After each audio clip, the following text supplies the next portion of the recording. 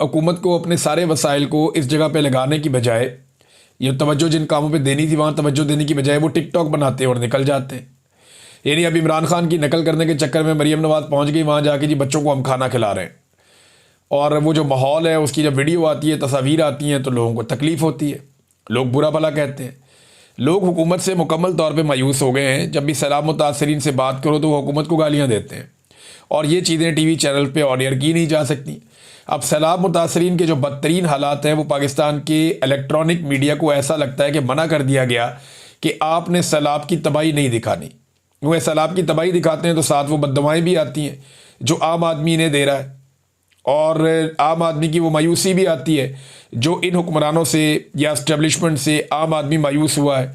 अब रेस्क्यू के इंतज़ार में लोग छतों पे चढ़े हुए हैं, लेकिन इन्होंने क्या किया, अपना एक मसनूई सेट लगाया, सेट लगा के वहाँ पे अपना टिकटॉक बनवाया और टिकटॉक बना के निकल गए।